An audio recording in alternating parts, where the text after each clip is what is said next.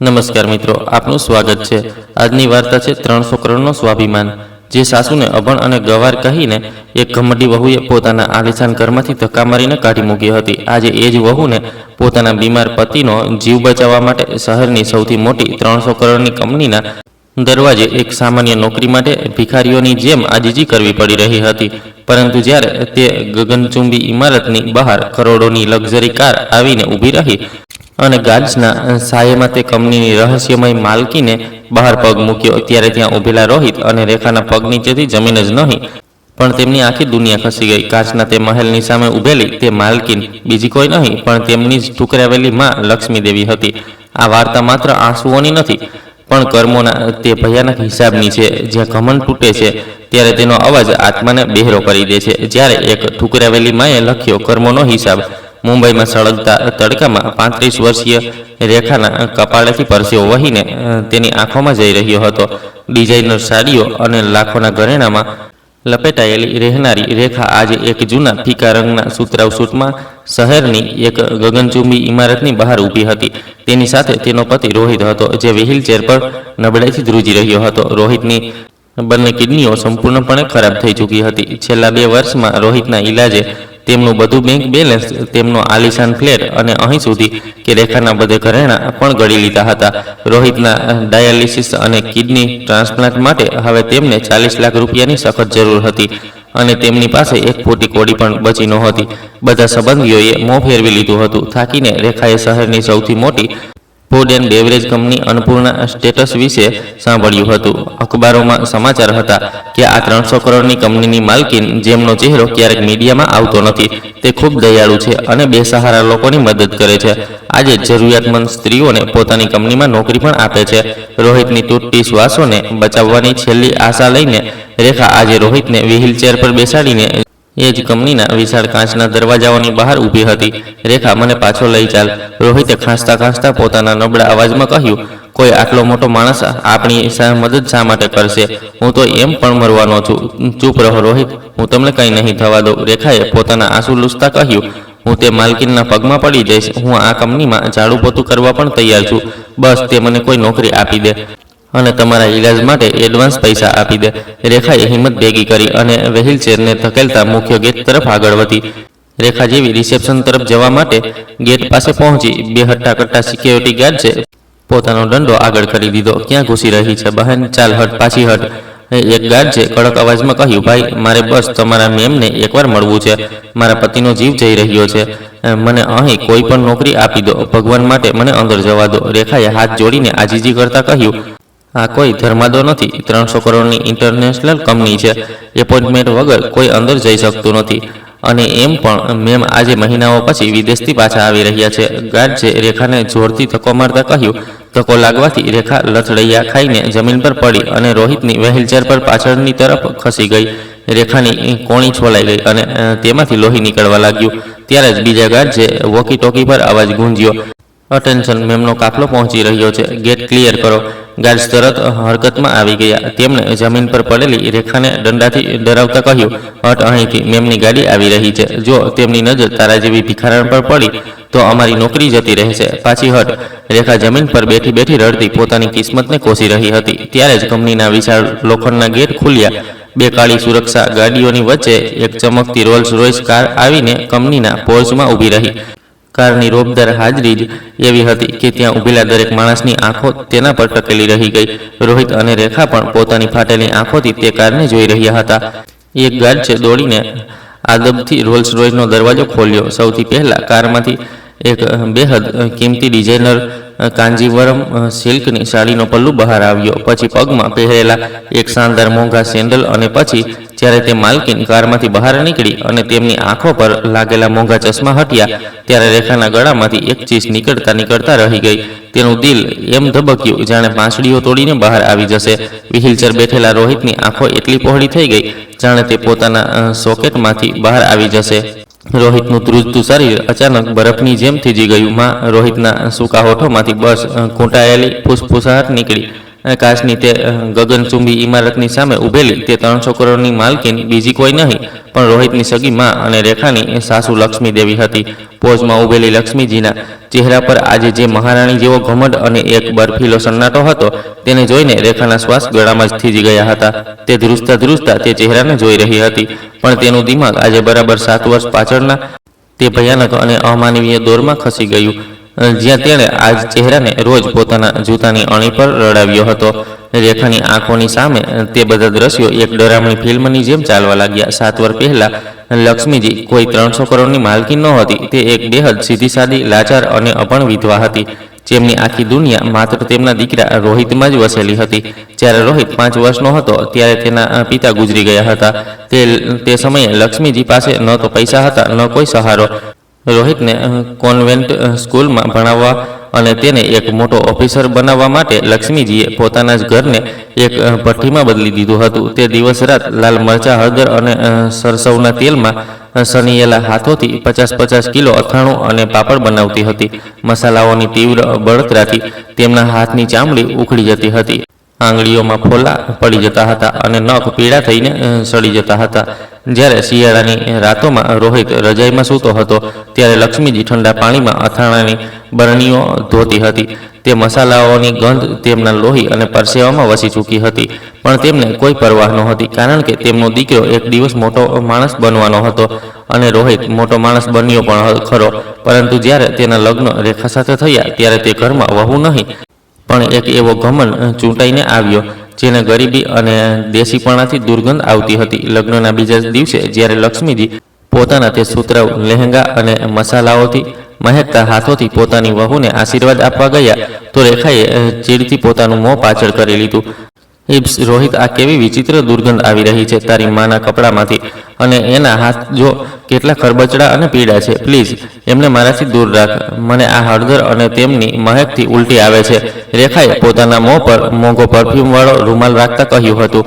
તે પહેલો તીર હતો જે લક્ષ્મીજીના કાળજાની આરપાર થયો હતો. જે હળદર અને તેલે રોહિતની જિંદગી સવારી હતી, આજે એ જ વસ્તુથી વહુને ઉલટી આવી રહી હતી. રોહિતે પોતાની પત્નીને ઠપકો આપવાને બદલે પોતાની માને ધીમેથી કહ્યું, માં, તું પોતાના રૂમમાં જા. રેખાને આ બધું પસંદ નથી. તે દિવસ પછી લક્ષ્મીજીની સતામણીનો એ દોર શરૂ થયો જે કોઈ નર્કથી ઓછો નહોતો. રેખાએ ઘરની અંદર એક અઘોષિત લક્ષ્મણ રેખા ખેંચી દીધી હતી. લક્ષ્મીજીને હોલના સોફા પર બેસવાની પરવાનગી નહોતી, કારણ કે તેમના કપડાથી સોફાનું ડિઝાઇનર ફેબ્રિક ગંદુ થતું હતું. તે પોતાના જ તે ઘરમાં, જેને તેમણે પોતાના લોહી પર સેવાથી બનાવ્યું હતું, એક અછૂત નોકરાણી બનીને રહી ગઈ હતી. તેમને જમવાનું પણ ડાઇનિંગ ટેબલ પર આપવામાં આવતું નહોતું. રેખા રાતની બચેલી વાસી રોટલીઓ અને સૂકી દાળ એક જૂની સ્ટીલની પ્લેટમાં નાખીને કિચનની બહાર જમીન પર મૂકી દેતી હતી. ત્યાં જમીન પર બેસીને ખાઈ લેજો માજી, અને પોતાના જૂઠા વાસણ જાતે ધોજો. મારા સિંકમાં આ દુર્ગંધવાળી પ્લેટ ન રાખશો. રેખા રોજ તેમને આ મેણું મારતી હતી. લક્ષ્મીજી જમીન પર બેસીને તે વાસી રોટલીઓ આંસુઓથી પલાળીને ખાતી હતી. તે રડતી હતી, પણ અવાજ બહાર આવવા દેતી નહોતી. તેમને લાગતું હતું કે જો તેમણે રોહિતને ફરિયાદ કરી તો પતિ પત્ની વચ્ચે ઝઘડો થશે અને તેમના દીકરાનું ઘર તૂટી જશે. એક માં પોતાની સંતાનની ખુશી માટે પોતાનું રોજ થનારું આ માનસિક ચીરહરણ ખામોશીથી સહન કરી રહી હતી. પણ રેખાનો અત્યાચાર અહીં જ ન અટક્યો. એક બપોરે રેખાની કેટલીક ખૂબ જ અમીર અને હાઈ સોસાયટીવાળી સહેલીઓ ઘરે કિટી પાર્ટી માટે આવી.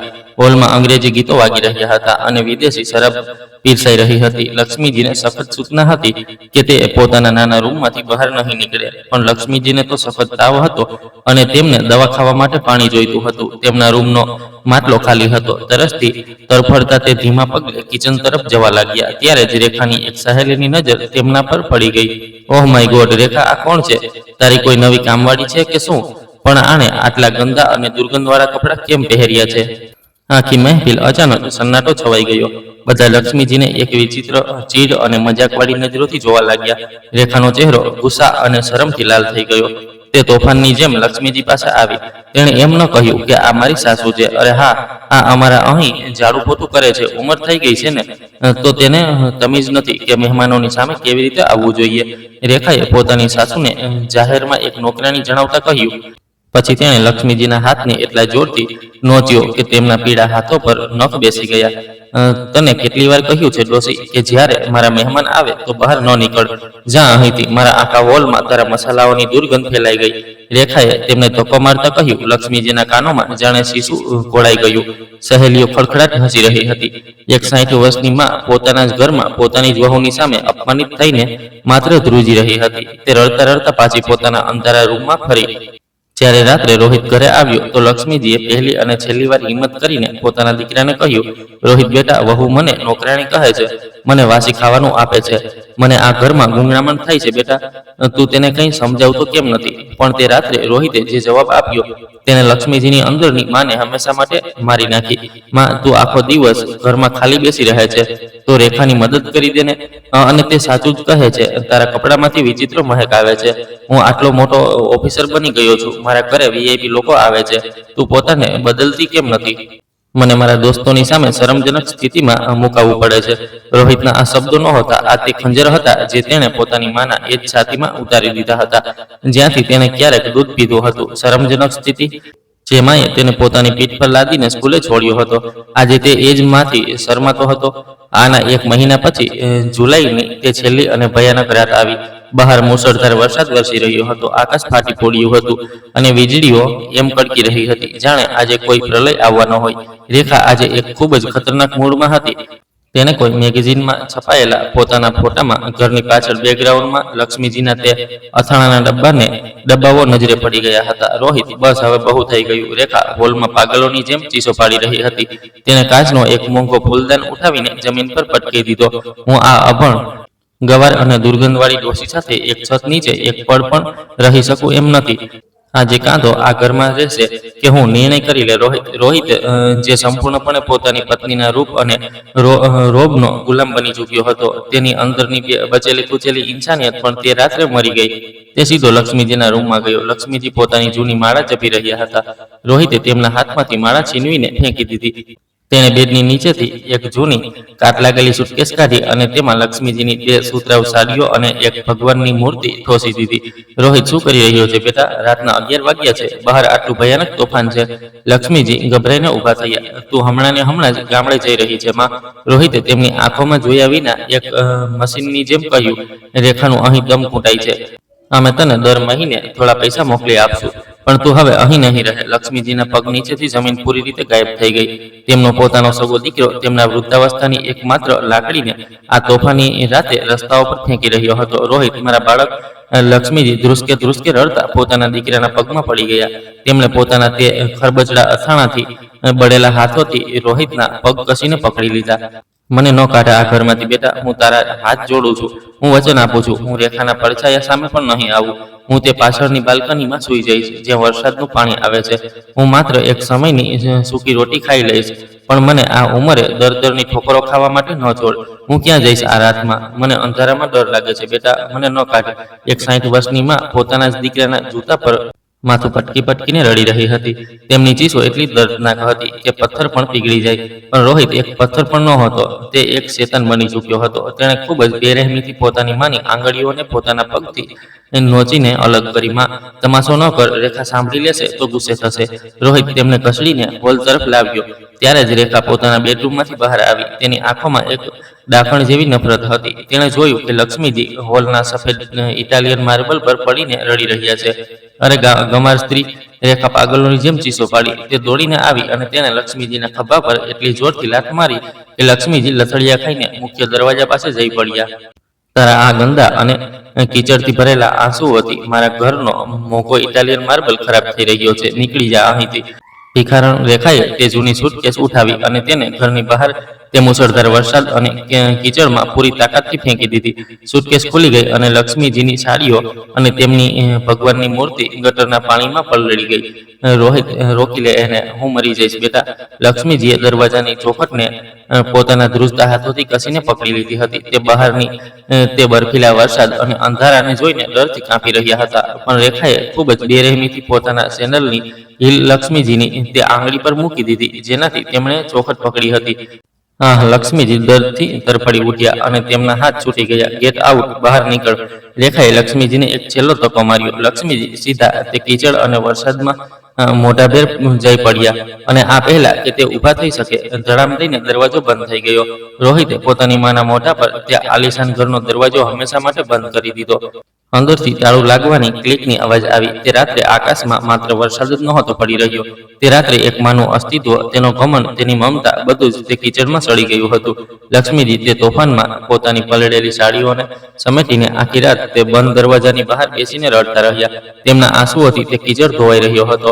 તેમણે આખી રાત તે દરવાજા પર પોતાના હાથ પછાડ્યા હતા. રોહિત, મને ઠંડી લાગી રહી છે બેટા, દરવાજો ખોલી દે. પણ અંદર રોહિત અને રેખા એસી ચલાવીને મખમલી રજાઈમાં શાંતિની ઊંઘ સૂઈ રહ્યા હતા. જ્યારે સવાર થઈ તો વરસાદ અટકી ચૂક્યો હતો. લક્ષ્મીજી તે દરવાજા પાસેથી ઊભા થયા. તેમનું શરીર હવે ધ્રુજી રહ્યું નહોતું. તેમની આંખોના આંસુ પૂરી રીતે સુકાઈ ચૂક્યા હતા, કારણ કે તે રાત્રે તે કિચડમાં જે સ્ત્રી રડી રહી હતી તે રોહિતની માં હતી અને તે માં તે ઠંડીમાં જ મરી ચૂકી હતી. જ્યારે તે સોસાયટીના ગેટમાંથી બહાર નીકળ્યા તો તેમની આંખોમાં લાચારી નહીં પણ એક એવો ભયાનક અને બરફીલો અહંકાર જન્મ લઈ ચૂક્યો હતો, જે માત્ર એક વસ્તુ જ જાણતો હતો, પોતાના અસ્તિત્વની રાખમાંથી એક એવું સામ્રાજ્ય ઊભું કરવું જેની સામે તેમનો એક કાતિલ દીકરો અને ઘમંડી વહુ એક દિવસ ભીખનો કટોરો લઈને ઊભા હશે. એ જ અભણ, એ જ અથાણાની દુર્ગંધવાળી સ્ત્રીએ પોતાની તે આગને પોતાના મસાલાઓમાં હોમી દીધી. તેમણે રસ્તાઓ પર પાપડ વેચ્યા, લારીઓ લગાવી અને પછી એક દિવસ તે દુનિયાના સૌથી મોટા ફ્રૂટ બ્રાન્ડ અન્નપૂર્ણા સ્ટેટસની 300 કરોડની માલકીન બનીને તે કાચના મહેલમાં જઈને બેસી ગઈ. અને આજે 7 વર્ષ પછી સમયનું તે ક્રૂર પૈડું પોતાનું પૂરું ચક્કર લગાવીને પાછું અહીં આવીને ઊભું રહ્યું હતું. આજે એ જ રેખા જેણે લક્ષ્મીજીને લાત મારીને કાઢી મૂક્યા હતા, તે તેમના એ જ 300 કરોડના જૂતાની નીચે રસ્તાઓ પર ઘૂંટણીએ પડીને પોતાના પતિની ભીખ માંગી રહી હતી. અને એ જ રોહિત જેને દરવાજો બંધ કર્યો હતો, આજે એ જ દરવાજાની બહાર એક લાચાર અને સડતા કીડાની જેમ વ્હીલચેર પર પડ્યો પોતાની છેલ્લી શ્વાસો ગણી રહ્યો હતો. રેખાનું દિમાગ જેવું જ તે ભયાનક યાદોની ભમરથી બહાર આવ્યું. તેણે જોયું કે લક્ષ્મીજીની તે બરફીલી નજરો આજે પણ તેને એ જ કીચડના કીડાની જેમ ઘૂરી રહી છે, જ્યાં રેખાએ તેમને 7 વર્ષ પહેલા ફેંક્યા હતા. લક્ષ્મીજીએ એકવાર પોતાની કંપની અન્નપૂર્ણા સ્ટેટસના તે વિશાળ કાચના દરવાજા તરફ જોયું અને પછી ફરીને અંદર જવા માટે પગલાં વધાર્યા. ત્યારે જ તેમની નજર ગેટ પાસે કીચડ અને ધૂળમાં સનાયેલી રેખા અને વ્હીલચેર પર ધ્રુજતા રોહિત પર પડી. લક્ષ્મીજીના પગ ત્યાં જ થંભી ગયા. તેમના ઊભા રહેતા જ તેમની પાછળ ચાલી રહેલા 4 બાઉન્સર અને કંપનીના મોટા અધિકારીઓ પણ ભૂત બનીને ઊભા રહી ગયા. આવામાં અચાનક એક એવો ભારેપણું અને બરફીલો સન્નાટો છવાઈ ગયો, જેણે રોહિતના શ્વાસોને તેના ગળામાં જ જમાવી દીધા. રેખા જે થોડીવાર પહેલા ગાર્ડના ધક્કાથી જમીન પર પડી હતી, તેની કોણીમાંથી લોહી નીકળી રહ્યું હતું. તેની આંખો ડર, શરમ અને એક ભયાનક અવિશ્વાસથી ફાટી ગઈ હતી. તે ઉઠીને ભાગવા માંગતી હતી, તે જમીનમાં ગળી જવા માંગતી હતી, પણ તેના પગમાં એટલો જીવ બચ્યો નહોતો. રોહિતે પોતાની માને આ રાજ્ય અજય અને ભયાનક રૂપમાં જોયા તો તેનું બચેલું કૂચેલું અસ્તિત્વ પણ તૂટી ગયું.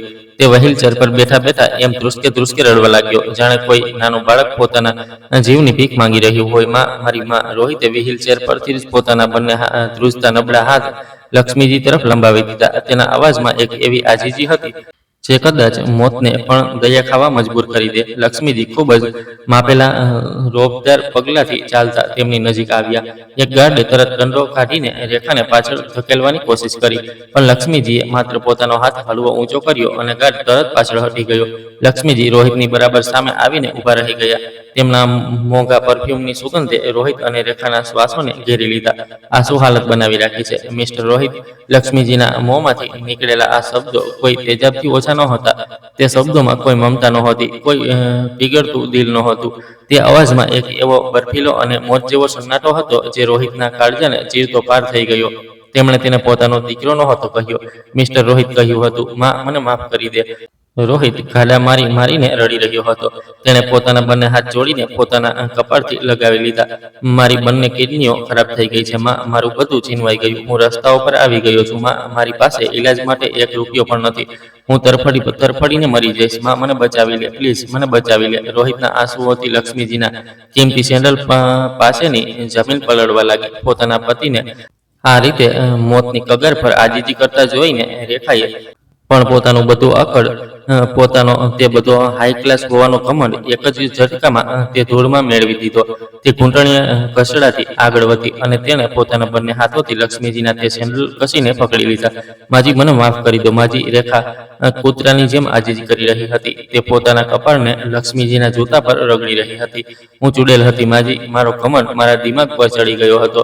મને મારા પાપોની સજા મળી ગઈ છે માજી. રોહિતને બચાવી લો. તેને 40 લાખની જરૂર છે. હું તમારા પગની જૂતી બનીને રહીશ. હું તમારી નોકરાણી બની જઈશ, પણ મારા સુહાગને બચાવી લો. રેખાના આંસુ લક્ષ્મીજીના સેન્ડલને પલાળી રહ્યા હતા. એ જ રેખા જેને ક્યારેક લક્ષ્મીજીના અથાણાવાળા હાથોથી ચીડ આવતી હતી, આજે તે એ જ ગમાર સાસુના જૂતાની ધૂળ ચાટી રહી હતી. લક્ષ્મીજીએ રેખાના તે ધ્રુજતા હાથોને ખૂબ જ ઊંડી અને શીતળ નજરોથી જોયા. આ એ જ હાથ હતા જેમણે 7 વર્ષ પહેલા તે તોફાની રાત્રે તેમને ધક્કા મારીને ઘરમાંથી કાઢ્યા હતા. એક પળ માટે આખું પોર્ચે સ્મશાનની જેમ શાંત થઈ ગયું. માત્ર રેખાની ડૂસકા અને રોહિતના હાંફતા શ્વાસ સંભળાઈ રહ્યા હતા. તને ખબર છે રેખા? લક્ષ્મીજીએ પોતાની નજરો ઝુકાવીને રેખા તરફ જોતા એક બેહદ શાંત અને ભયાનક અવાજમાં કહ્યું, 7 વર્ષ પહેલા જ્યારે તે મને તે મુસળધાર વરસાદમાં ઘરની બહાર ફેંકી હતી તો મારી પાસે બસ 500 રૂપિયા હતા. મેં તે આખી રાત રેલવે સ્ટેશનના એક ઠંડા ખૂણામાં કૂતરાઓ સાથે સંકોચાઈને કાપી હતી. મારા જ દીકરાએ, મારા જ લોહીએ મારી છાતીમાં ખંજર ભોંકીને મને અનાથ કરી દીધી હતી. લક્ષ્મીજીના અવાજમાં દર્દ નહોતું, માત્ર એક ડરામણું સત્ય હતું. તેમણે પોતાના પાછળ ઊભેલા સેક્રેટરી તરફ હાથ લંબાવ્યો. સેક્રેટરીએ તરત એક મોંઘો લેધરનો ડિઝાઇનર બેગ આગળ કરી દીધો.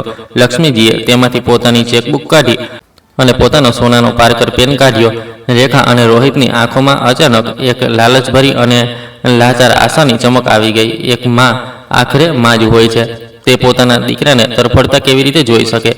તે તેમને માફ કરી ચૂકી છે. લક્ષ્મીજીએ પેનથી કંઈક લખ્યું અને એક ઝટકાથી તે ચેક ફાડી લીધો.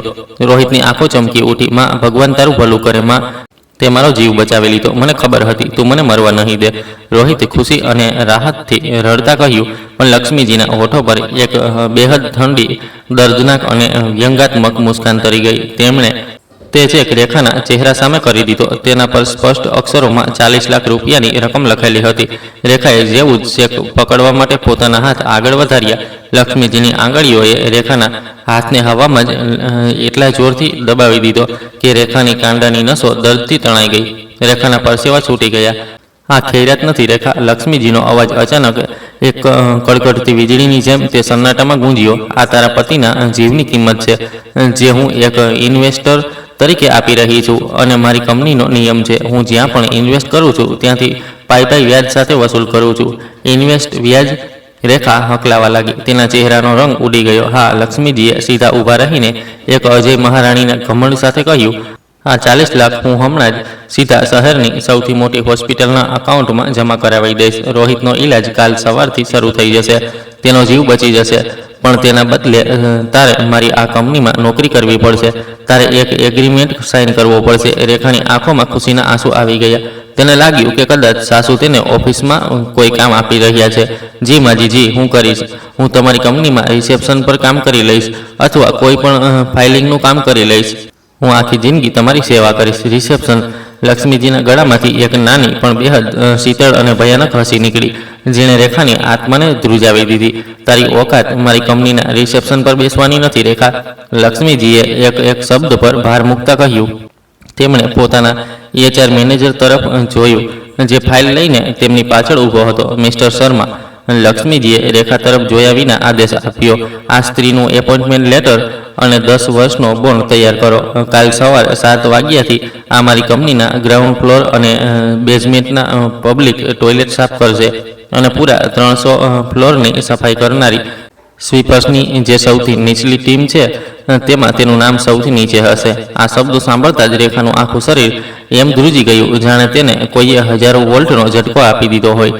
તેનો તે ઘમંડ, તેનો તે હાઈ ક્લાસ હોવાનો રોબ, તેની તે ડિઝાઇનર લાઇફસ્ટાઇલ એક જ સેકન્ડમાં જમીન પર રાખેલા કચરાના દુર્ગંધવાળા ડબ્બામાં પડીને રાખ થઈ ગઈ હતી. ટોયલેટ સાફ? રેખાનો અવાજ તેના ગળામાં જ તૂટી ગયો. તેની આંખો ફાટીની ફાટી રહી ગઈ. માજી, હું તમારી વહુ છું. હું તમારા ઘરની ઇજ્જત છું. હું ટોયલેટ કેવી રીતે? તું મારી વહુ નથી. લક્ષ્મીજીએ અચાનક રેખાની આંખોમાં પોતાની તે બરફીલી આંખો નાખતા એવી ગર્જના કરી કે રેખા ડરના માર્યા પાછળ જમીન પર પડી ગઈ. તું ઘરની ઇજ્જત નહીં, તું એવી ઘમંડી અને નીચ સ્ત્રી છે, જેને મારા હાથના અથાણાની મહેકથી ચીડ આવતી હતી ને તને મારી સાડીઓમાંથી દુર્ગંધ આવતી હતી ને. હવે સાંભળી લે. લક્ષ્મીજીએ પોતાની આંગળી રેખાના ચહેરા તરફ તાકીને કહ્યું, હવે આવતા 10 વર્ષ સુધી, જ્યાં સુધી તું 40 લાખ રૂપિયા લોકોની ગંદકી સાફ કરીને પોતાના પરસેવા અને લોહીની કમાણીથી નથી ચૂકવી દેતી, ત્યાં સુધી તું મારી કંપનીના ટોયલેટ્સમાં ફિનાઇલ અને એસિડની દુર્ગંધ સૂંઘીશ. રેખા પાગલોની જેમ પોતાનું માથું જમીન પર પટકવા લાગી. નહીં માજી, આવું ન કરો, હું મરી જઈશ, મારાથી તે ગટર સાફ નહીં થાય. તે કહ્યું હતું ને કે મારા આંસુઓથી તારા ઘરનો ઇટાલિયન માર્બલ ગંદો થઈ રહ્યો છે. લક્ષ્મીજીના અવાજમાં હવે ઇન્સાફનો તે હથોડો હતો, જે રેખાના ગમનને ચકનાચૂર કરી રહ્યો હતો. હવે તું ઘૂંટણીએ બેસીને મારા આ 300 કરોડના ઓફિસનો માર્બલ પોતાની તે ડિઝાઇનર સાડીના પલ્લુથી ચમકાવીશ. લક્ષ્મીજીએ પોતાનો રૂખ રોહિત તરફ કર્યો. રોહિત હવે શરમ, લાચારી અને ડરના માર્યા પોતાની નજરો ઉપર ઉઠાવી શકતો નહોતો. તે માત્ર રડી રહ્યો હતો. અને તું મિસ્ટર રોહિત, લક્ષ્મીજીએ એક ઊંડો શ્વાસ લેતા કહ્યું, તું જીવતો જરૂર રહીશ. તારા શ્વાસ ચાલશે, પણ માત્ર એટલા માટે જેથી તું દરરોજ આ વ્હીલચેર પર બેસીને પોતાની આ ઘમંડી પત્નીને લોકોની ગંદકી સાફ કરતા જોઈ શકે. તું જીવતો રહીશ માત્ર એ મહેસૂસ કરવા માટે કે જે માને તે રસ્તાઓ પર અનાથ અને ભિખારણ બનાવવા માટે છોડી હતી, આજે એ જ માએ ફેંકેલા ટુકડાઓ પર તારા શ્વાસ ચાલી રહ્યા છે. તારી જિંદગી હવે કોઈ જિંદગી નથી, મારી આપેલી એક ભીખ છે, અને તારે આખી ઉંમર આજ અહેસાન નીચે ઘૂંટાઈને જીવવું પડશે. લક્ષ્મીજીએ તે 40 લાખનો ચેક રેખાના મોઢા પર જમીન પર ફેંકી દીધો. મિસ્ટર શર્મા, એમની પાસે એગ્રીમેન્ટ સાઇન કરાવી લો. જો એમણે 1 દિવસની પણ રજા લીધી તો રોહિતનો ઈલાજ એ જ વખતે રોકી દેવામાં આવશે. લક્ષ્મીજીએ છેલ્લો આદેશ આપ્યો. તે પાછા ફર્યા અને પોતાની 300 કરોડની તે શાનદાર વાતાનુકૂલિત કાચની ઇમારતની અંદર ચાલ્યા ગયા. તેમની પાછળ તેમનો આખો કાફલો, તે સુરક્ષા ગાર્ડ, બધું અંદર ચાલ્યું ગયું. કાચના તે વિશાળ ઓટોમેટિક દરવાજા એક બેહદ ઠંડા અવાજ સાથે બંધ થઈ ગયા. બહાર તે તપતા સળગતા તડકામાં રોહિત પોતાની વ્હીલચેર પર માથું ઝુકાવીને પોતાની જીવતી લાશ બનવા પર રડી રહ્યો હતો. અને રેખા તે કાચની ઇમારતની બહાર તે ધૂળભરી જમીન પર પોતાના ઘૂંટણીએ બેઠી હતી. તેના હાથમાં 40 લાખનો તે ચેક હતો, જેનાથી તેના પતિનો જીવ બચવાનો હતો. પણ તેની પોતાની આત્મા, તેનો ઘમંડ અને તેની તે ઘમંડની દુનિયા પૂરી રીતે સળગીને રાખ થઈ ગઈ ચૂકી હતી. તેને આજે અહેસાસ થઈ ગયો હતો કે સમયનું પૈડું જ્યારે ઇન્સાફ કરે છે તો માણસને મારતો નથી, પણ તેને એક એવો અરીસો બતાવે છે જ્યાં માણસને જીવતે જીવ પોતાની જ પરછાઈથી ચીડ આવવા લાગે છે. કાલ સુધી જે રેખા પોતાના આલિશાન ઘરના માર્બલ પર લક્ષ્મીજીને પગ નહોતા મૂકવા દેતી, આજે એ જ રેખા આવતા 10 વર્ષો સુધી એ જ લક્ષ્મીજીના જૂતા નીચેનો માર્બલ સાફ કરવાની હતી. મિત્રો, તમે લોકો આ વાર્તા ક્યાંથી જોઈ રહ્યા છો? કોમેન્ટમાં જરૂર લખજો. વાર્તા સારી લાગી તો વિડીયોને લાઇક કરો, શેર કરો, અને અમારી ચેનલ પર પહેલીવાર આવ્યા હો તો સબસ્ક્રાઈબ કરી લો, જેથી અમારી આવનારી દરેક વાર્તા સૌથી પહેલાં તમારી પાસે પહોંચે. આભાર.